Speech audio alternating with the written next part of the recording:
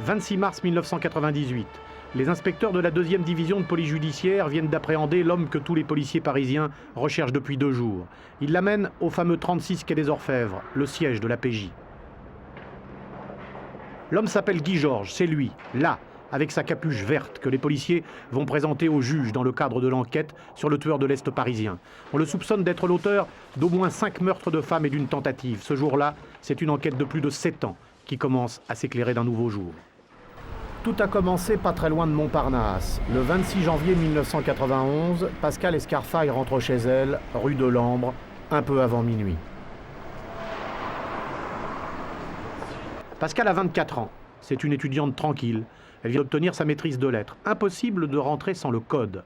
L'homme l'a-t-il abordé un peu avant dans la rue? S'est-il précipité sur elle au moment où elle composait les 4 chiffres? À partir de là, on ne saura jamais ce qui s'est passé. Un voisin a bien entendu de vagues cris, pas de certitude. 4 étages, sans ascenseur, au bout de l'escalier, derrière la porte de l'appartement, Pascal est attaché, violé et tué. Mort d'une jolie jeune femme. Meurtre en plein Paris, des objets volés, une enquête difficile mais classique. À la même époque, un certain Guy Georges se présente dans cet hôtel du 9e arrondissement. Il est en permission de sortie. Il purge à Caen une peine de 10 ans pour viol. Il devrait avoir réintégré la centrale. L'hôtelier s'en fait un ami et essaie de le raisonner. La police cherche le fugitif. Le commissaire Lemouélic vient avec un inspecteur. Il me dit voilà, on recherche telle et telle personne. Et je lui dis écoutez, il était chez moi hier et il doit revenir prendre ses bagages. Alors il m'a dit vous savez, c'est comme le chasseur au coin du bois, on l'aura, on attend, on n'est pas pressé. Guy Georges va se rendre. Personne, ni la police, ni la justice, ne lui demandera ce qu'il a fait de sa cavale. Pendant ce temps, les enquêteurs comptent sur la police scientifique pour élucider la mort de Pascal Escarfaille. On va rechercher l'ADN du meurtrier. Facile, normalement. Des prélèvements ont été faits sur la morte. Problème de manipulation, ils sont inexploitables. Au laboratoire, la qualité des prélèvements, c'est le b.a.-ba. Comme toutes les techniques, aussi performantes puissent-elles être, il y a toujours un seuil de détection. Alors le seuil, il va dépendre d'une quantité. Alors les techniques qui sortent ou qui sont mises en place déjà depuis un certain temps dans les laboratoires de police baissent ce seuil limite de détection. Donc maintenant, on arrive à travailler sur des quantités très petites. Mais il y a aussi la qualité de l'échantillon. 3 ans plus tard, une autre femme va être assassinée. Pas très loin de la gare de Lyon cette fois-ci. Le jeudi 6 janvier 1994, Cathy Rocher rentre d'une crémaillère dans le 15e. Elle va se garer dans son parking, avenue de Reuilly. Le lundi suivant, elle est retrouvée morte dans sa voiture. Elle n'a pas été tuée exactement comme la première, mais une fois encore, la victime est une magnifique jeune femme brune. Le sac de Cathy a été fouillé. Les jours suivants, les enquêteurs tournent dans le quartier. Les policiers savent que l'assassin a volé la carte bleue de Cathy. Elle a servi 3 fois à tirer du liquide. À 3 ans d'intervalle, rien ne permet de rapprocher les 2 crimes. La PJ est loin du tueur en série. 10 mois plus tard, cette même année 1994, Elsa Benadi, 27 ans, a passé la soirée du 8 au 9 novembre avec son amie. Elle est rentrée chez elle, elle a garé sa voiture au parking. C'est son frère qui la retrouvera morte le lendemain. Dans la berline d'Elsa, une tache de sang intriguera les enquêteurs. Peut-être ce sang appartient-il au meurtrier, pas à la victime, une très jolie jeune femme de 27 ans. Sa famille est sous le choc. Bon, elle a dîné avec des amis, elle est rentrée et elle n'est pas rentrée en fait. Elle n'est pas arrivée jusqu'à la maison et c'est son frère qui l'a trouvée dans la voiture. Voilà. Bon, donc ça c'était des moments très difficiles et c'est pour ça aussi que je voulais protéger mon fils. Enfin vraiment, il a vu des images qu'il ne pourra pas oublier, avec lesquelles il va être obligé de vivre. Je veux qu'il vive le moins mal possible avec ça. Parce que les journalistes ont eu une photo d'Elsa, je ne sais pas comment, et ils l'ont diffusée, alors que j'avais demandé à un journaliste qui nous avait appelé de ne pas le faire. Et aucun respect, vraiment, là ça nous a fait mal, au contraire, c'est vraiment pas une thérapie, parce que ça fait mal de voir que non seulement on demande qu'il n'y ait pas une photo de notre fille, mais il y a la photo qui est diffusée, et en plus le nom est écorché. L'enquête rapproche la première et la 3e victime. Elles ont fréquenté le même lycée, le lycée Montaigne. Des anciens élèves sont interrogés, vaine recherche. Pour l'avocat des Benadi aussi, il s'agit peut-être déjà du même tueur. Imaginons, c'est le même gars, allez hop, c'est lui. Bon, forcément, à chaque fois il laissera quelque chose qui fera qu'un jour ou l'autre on finira par arriver à le recouper. Par contre, et donc à le coincer. Par contre, si ça n'est pas le même, et qu'on pense toujours que c'est le même, est-ce qu'on ne va pas exclure quelque chose? C'est une question qu'on pourrait se poser. 3 meurtres en 4 ans, le deuxième et le troisième dans des parkings. Pour les policiers, ces deux-là ont peut-être le même auteur. La géographie des meurtres va évoluer pour se rapprocher du quartier Bastille, un quartier qui bouge, un quartier cosmopolite, un endroit particulièrement surveillé par la police. Fin 94, c'est tout près de ce carrefour que va se nouer un nouveau drame. Ce 10 décembre 1994, Faubourg Saint-Antoine, Agnès Nieschkamp, 23 ans, une architecte d'intérieur d'origine hollandaise, rentre chez elle pour se changer. Elle doit rejoindre des amis, un dîner dans un resto du coin. Agnès habite ce joli passage pavé, pas très bien éclairé. Ce soir-là, la lumière brille déjà chez le voisin du dessous. Où est le tueur? Dans la cour, déjà en haut de l'escalier, Agnès grimpe les 2 étages. Une 4e jolie femme va mourir derrière la porte de son appartement. À l'étage du dessous, on n'a rien entendu. La police est déjà débarquée pour nous interroger, savoir si on avait entendu quelque chose ou pas, qu'on n'avait rien entendu. En plus, il y avait une partie dans la cour de l'autre côté, donc on n'entendait rien. La façon de faire, cette fois-ci, se rapproche du premier assassinat, celui de 91. Là encore, des objets divers ont été dérobés. Que s'est-il réellement passé dans l'appartement d'Agnès? Où le tueur a-t-il attendu? Combien de temps est-il resté avec elle? Cette fois-ci, en violant, l'homme a laissé des traces très exploitables. Il s'agit d'isoler l'ADN du violeur pour le comparer avec celui des suspects que la police peut connaître. C'est un début d'indice, on va après. Donc s'il y a du sperme, nous allons faire des lames que nous allons regarder au microscope pour voir s'il y a vraiment des spermatozoïdes. Et donc après, on va pouvoir passer aux empreintes génétiques s'il y a des spermatozoïdes. On peut arriver à quelque chose de quasiment indiscutable. Vous savez que dans le milieu scientifique, la probabilité absolue n'existe pas, donc nous on parle toujours en probabilité, mais on arrive à quelque chose qui va vers l'indiscutable, qui s'en rapproche vraiment de très très près. Les enquêteurs possèdent désormais une identité génétique du tueur. Reste à mettre un nom sur cette empreinte ADN. Reste aussi à mettre un visage. C'est encore à la Bastille que la police va avancer dans son enquête 6 mois plus tard. L'enquête va prendre un nouveau tournant. Le 16 juin 1995, Elisabeth, 25 ans, psychothérapeute, rentre chez elle.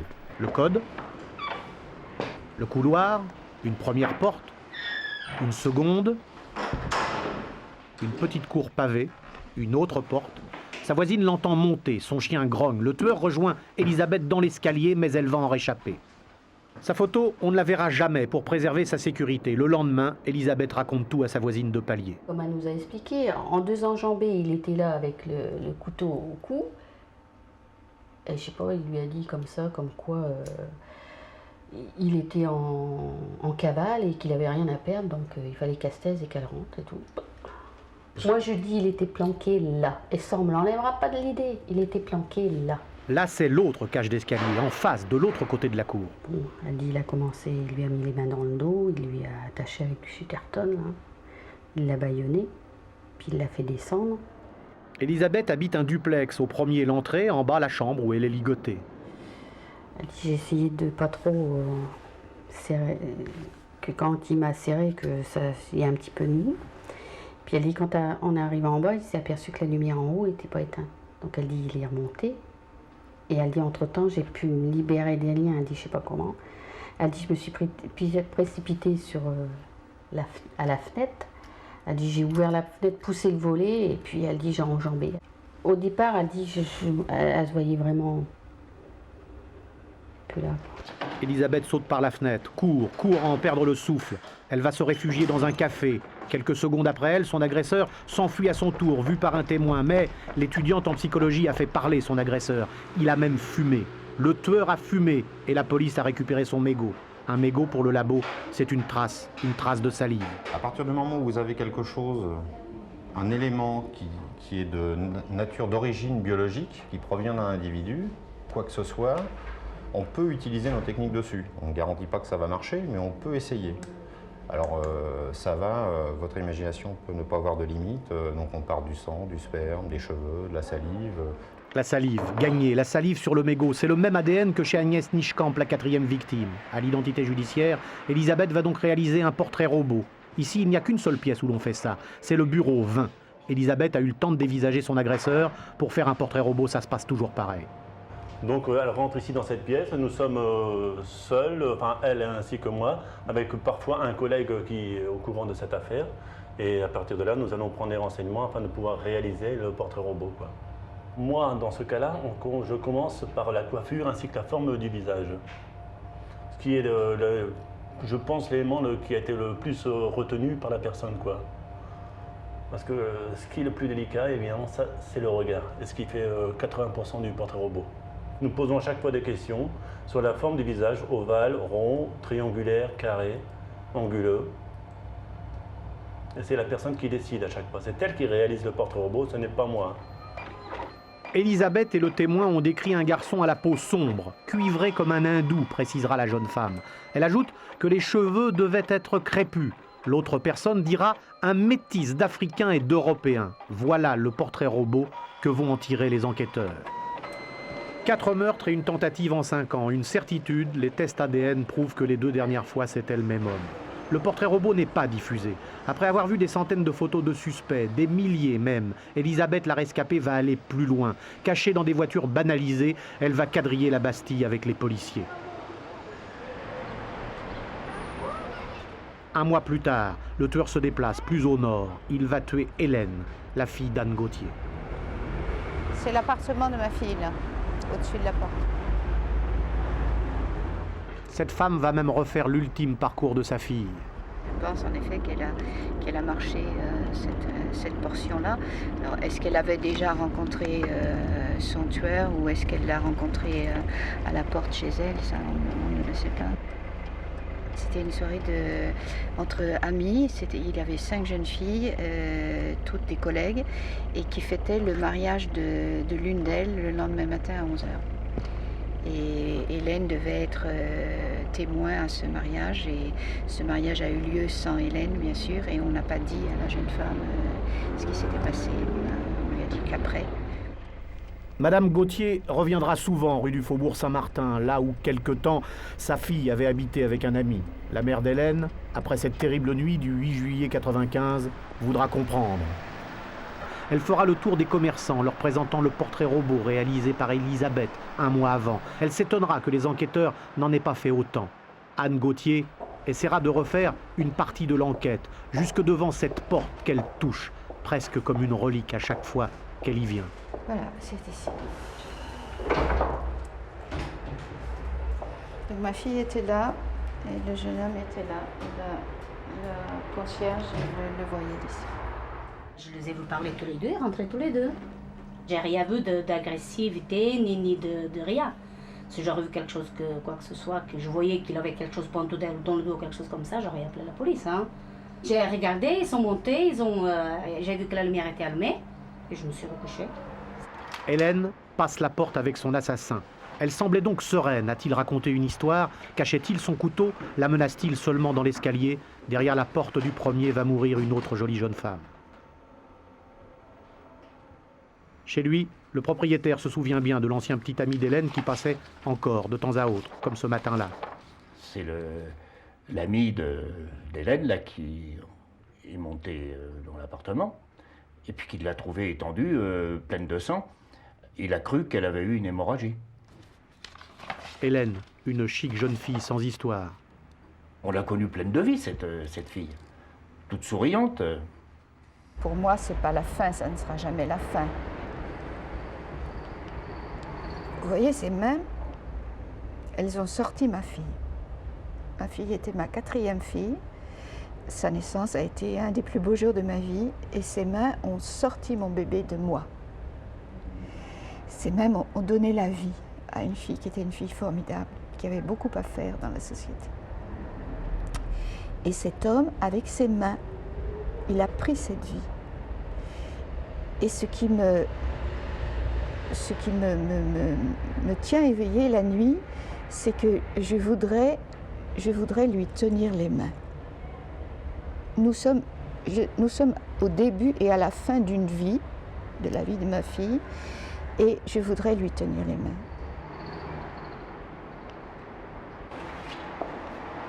Madame Gauthier harcèlera les policiers. La PJ essaiera de la rassurer. Le tueur est peut-être parti, mort ou en prison. Ce qui est désormais acquis, c'est que l'assassin de sa fille vient de frapper pour la 3e fois. C'était en effet le même ADN trouvé chez Elisabeth dans un mégot de cigarette et chez Agnès Nijkamp qui avait été, comme ma fille, violée et tuée. Donc dès le début d'août 1995, je savais qu'il s'agissait d'un même homme. À l'automne 1995, les policiers aussi en sont certains, un tueur en série rôde dans Paris. En septembre 1995, Guy Georges est de nouveau interpellé dans une toute autre affaire. Il vient d'agresser une jeune femme dans un parking à Paris. Il est emmené au palais de justice, les policiers lui prennent ses empreintes, il est photographié.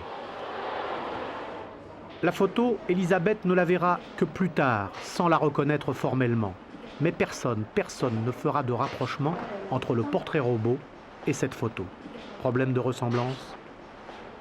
C'est là que le plus important des rendez-vous entre Guy Georges et la police va être raté.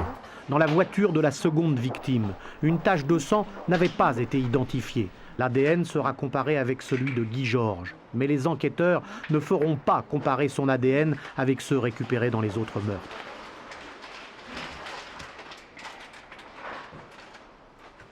Deux mois après la mort de ma fille, cet homme a été arrêté encore pour agression sexuelle et on a pris pour 30 mois dans une prison de Paris.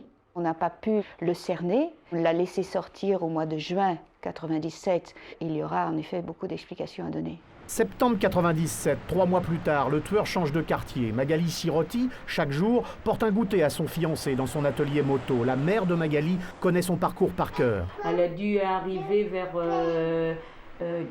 16h30 certainement au travail de son fiancé. Et puis elle n'a pas dû rester très longtemps. C'est après 17h, je pense qu'elle était déjà repartie puisqu'elle voyait qu'il avait du travail, des choses comme ça. Et donc après elle est rentrée chez elle. Pour Madame Sirotti, l'homme a abordé la petite dans la rue. Elle n'aurait pas ouvert sa porte. Une jeune fille de 19 ans va mourir. Sa mère lui avait téléphoné juste avant. Moi je sais que je l'ai appelée entre 18h et 18h15. Comme là, ce soir-là, qu'elle n'a pas répondu, je lui ai dit simplement, je pense Nénette, parce que je l'appelais Nénette, c'est maman, il n'y a rien d'important, c'était simplement pour prendre de vos nouvelles et je vous fais des gros bisous à tous les deux et puis voilà, c'est tout. C'est le message qui devait y avoir sur le répondeur. Peut-être pas entendu. L'appartement restera sous scellé 6 mois avant que le père du fiancé de Magali, avec sa femme et le frère de la victime, puisse revenir dans la chambre du crime. Sur place, M. Cosra se souvient du terrible soir lorsqu'il a voulu monter jusqu'ici. Il y a une nuée de flics qui me sont tombés dessus, là. Interdiction de monter dedans. J'ai voulu forcer le barrage et je les ai vus commencer. Le premier qui était à la porte, mettre la main à son pistolet. J'ai commencé à avoir peur. Et vers minuit, ils ont embarqué notre fils. On l'a suivi jusqu'au quai des Orfèvres. Ils nous ont dit de repartir parce qu'il y en avait pour un petit moment, pas très long. Appelez-nous vers 5h du matin. 5h du matin, j'ai appelé. Il y a un qui nous a répondu en disant « Rappelez vers 11h ». Quand j'ai appelé, je suis tombé sur un policier très sympathique qui m'a dit « Votre fils, pour nous c'est l'inventeur. Rappelez-nous dans 20 ans. Pour nous c'est le seul coupable ». Alors j'ai un peu hurlé dans le téléphone. Vous vous rendez compte que vous êtes en train de me dire que mon fils est un assassin? Stéphane Cosra est relâché. Son père a conservé comme une relique le rideau de la chambre de Magali. Moi, je trouve que c'est une lame de couteau qu'on a essuyée là-dessus. Elle se trouvait dans le rideau, dans ce coin-là. Ici. Cet endroit-là. Dans son appartement, Aldo Sirotti, le père de Magali, la victime, un ouvrier italien installé en France depuis des décennies, n'a qu'une chose en tête. On lui a tué sa fille. Ah, moi, je ne pardonne pas. Le curé, il a dit, oui, il faut pardonner. Non, mais ça ne va pas, non. Ça ne va pas, non. Est-ce qu'il sait qu'est-ce que ça veut dire? Un sourire d'un fils, d'une fille, est-ce qu'il sait ce que ça veut dire? N'importe qui, celui qui a un fils, qui a une fille, ou quoi. Bon, mais aujourd'hui, on se dispute. 1 heure après, bon, mais ça y est, c'est fini, on parle d'autre chose et tout. Bon, mais nous, qu'est-ce qu'il nous reste? Une photo. Une photo, je vais lui parler à ma fille, bien sûr. Je vais lui parler, mais je parle d'une photo. jamais pu me répondre. Jamais pu. On n'a rien une autre journée. Je sais pas, moi. Que s'est-il réellement passé derrière cette fenêtre? Pour l'avocat des Sirotti, c'est le même tueur. Une fois que l'on rentre dans l'appartement, on constate que la chambre est bouleversée et que quelques objets ont disparu. Quand on regarde la position du corps, quand on voit les coups de couteau qui ont permis de la tuer, on voit que la localisation des coups est la même que pour chacune des victimes. J'ai la conviction que c'est le même homme. Novembre 97, 7e agression, 4 ont été commises par le même homme. La police met la pression sur la Bastille. La presse n'a pas encore dévoilé l'affaire. Si le tueur existe bien pour les policiers, le grand public n'en a pas encore entendu parler. Les Parisiens ne vont pas tarder à faire la connaissance de cet assassin. Le 16 novembre 1997, Estelle Magde passe une partie de la soirée du côté de la rue de Lappe. Elle connaît, elle aime bien le quartier. Après la rue de Charonne, encore quelques centaines de mètres, le tueur est-il derrière elle, dans la rue? L'a-t-il prise en filature? Ou l'attend-il derrière la porte, déjà? Le lendemain, le père d'Estelle n'arrive pas à la joindre au téléphone. Il s'inquiète et décide d'aller chez elle. C'est lui qui va découvrir le drame. Il grimpe les escaliers jusqu'au 3e et trouve le corps de sa fille. Là encore, des objets ont été volés. C'est la 8e victime de la série, elle a 25 ans. Un nouveau meurtre vient d'être commis, et une fois encore dans le quartier de la Bastille. Dans les commissariats de Paris, plus particulièrement dans celui du 11e arrondissement, c'est la course au tueur. Là, les policiers disposent d'un second portrait robot. C'est celui de gauche, et cette fois-ci, c'est celui d'un homme de couleur. La police a encore sollicité Elisabeth, la rescapée, 28 mois après son agression, avec des souvenirs qui peuvent s'avérer de plus en plus fragiles. Il y a une question de réalisation de portraits robots dans le temps aussi. Il arrive parfois que l'on fasse des portraits robots qui datent, dont l'affaire date de 1 mois, 15 jours, voire nous avons même vu des extrêmes aller à 1 an. Donc je trouve que la mémoire, dans ces cas-là, pour réaliser le portrait robot est un peu faible. Ce second portrait robot ne ressemble pas au premier. C'est pourtant celui qui va être distribué à tous les policiers de Paris et diffusé à la presse. Publier ce portrait robot après 28 mois, c'est une aberration. Et j'étais tout à fait contre. Et quand j'ai vu le portrait robot, à ce moment-là, donc lorsque j'ai protesté, je ne l'avais pas vu. Lorsque j'ai vu ce portrait robot, j'étais absolument... je n'ai pas de mots, j'étais complètement stupéfaite. Il ne s'agissait pas du tout du même homme. Cette fois-ci, les patrouilles sont de plus en plus vigilantes. La moindre ressemblance et c'est le contrôle assuré. Attends, je me rappelle. Là, au regard de la photo, ça donne pas grand-chose. Des commerçants croient avoir aperçu le tueur. Ils sont visités. On leur pose des questions. On leur montre les portraits robots.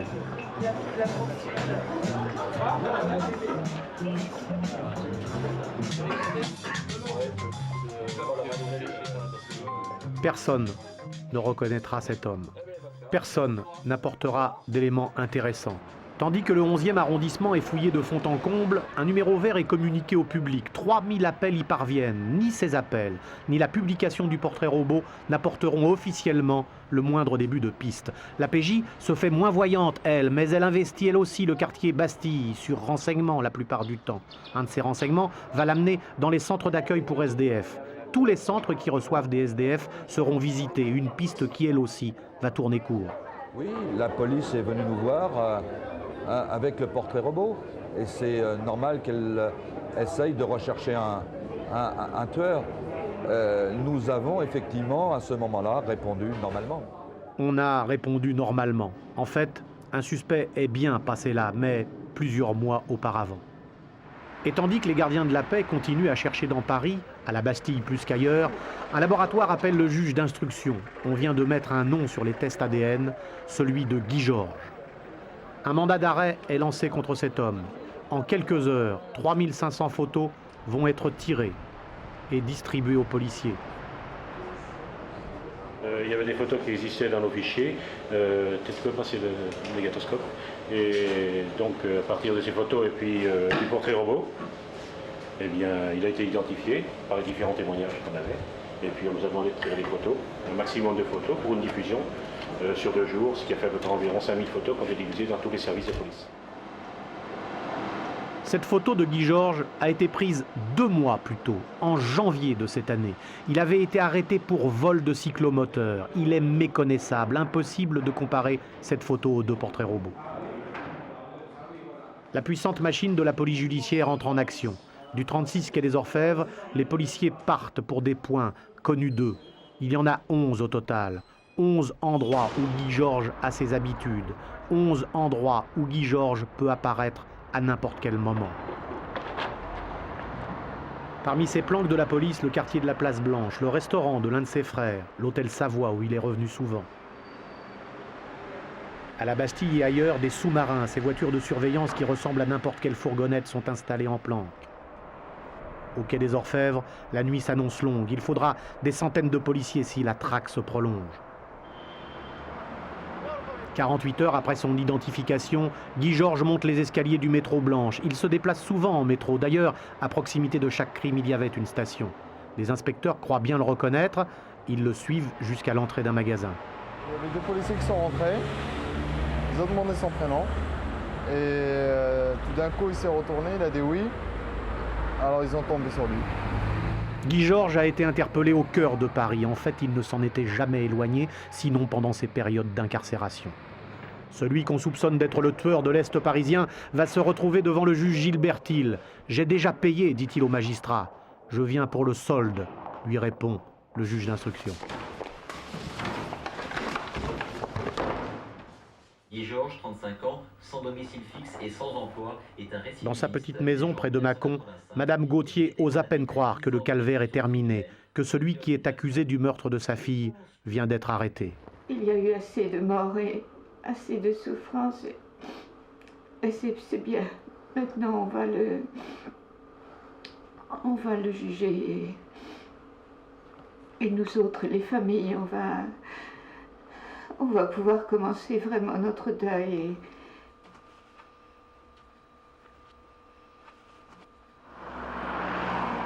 En Anjou, celle qu'on surnomme Maman Jeanne, la gardienne de la DAS qui a recueilli Guy Georges, se souvient de lui. La gentillesse qu'il était. Il avait tout pour être adopté, cet enfant. Il était très gentil. C'est un enfant, un beau gamin. C'était un beau gamin. C'est impensable. Ça nous fusille de voir ça. C'est un bon petit gamin jusqu'à 16 ans. Moi, j'avais cet instinct qu'il avait tué. Je ne sais pas pourquoi. Ça ne m'a jamais quitté depuis là-bas. Là-bas, c'est en 1984. 10 ans de réclusion criminelle pour un viol dans un parking. Guy, c'est le seul échec de Jeanne. Mais sur la fin, elle l'avait rendu à la DAS. Il avait tenté d'étrangler 2 de ses sœurs. C'est d'abord dans cette laiterie que Guy Georges a vécu, au premier étage, avec ses frères et sœurs. Puis la famille d'accueil s'est installée là, dans cette usine de lait en poudre. L'école, c'était pas son truc à Guy. Il a même été placé dans le privé. Plus tard, plus vieux, après des petits vols, des petites agressions à Angers, il se retrouve dans un centre. À l'atelier, il apprendra le carrelage. À Auvers, Jeanne comprend très bien qu'il n'ait pas toujours eu besoin de menacer ses victimes. Pour elle, il a même pu les charmer. Elles se sont fait avoir par sa gentillesse et sa gentillesse. Elles se sont fait avoir et n'importe qui se serait fait avoir avec lui. C'est mon gamin, mais que si c'était moi, il ne serait pas longtemps vivant. Les parents de Magali Sirotti, eux, ne pensent qu'à une seule chose, voir juger Guy Georges, qui a avoué le meurtre de leur fille. J'espère qu'on ne nous interdira pas d'assister au procès, je pense pas. Mais pour moi, je pourrais croire que c'est lui qui laissera la tête. Surtout pour voir l'avocat qui va le défendre. Vous savez, ça sera peut-être dur, mais je vous dis pas, ça, je veux le voir en face. Ah oui. Mais ça, moi je serai là, présente tout le temps. Ah oui, oui. Qui t'a demandé un congé spécial et tout, mais ça, j'y serai tous les jours. Anne Gauthier, pour sa part, se pose beaucoup de questions. Sur la personnalité de Guy Georges d'abord, sur les crimes ensuite. Pour sa fille, l'ADN accuse. Mais combien d'assassinats peut-on lui reprocher? Ne faut-il pas rechercher un deuxième, voire un troisième tueur? Quoi qu'il en soit, Elle qui s'occupe d'enfants difficiles ne veut pas se laisser emporter par la passion, même si elle attendra elle aussi le procès avec intérêt. Maintenant, c'est quelque chose qui ne nous appartient plus. Il faut laisser la justice faire son travail sereinement.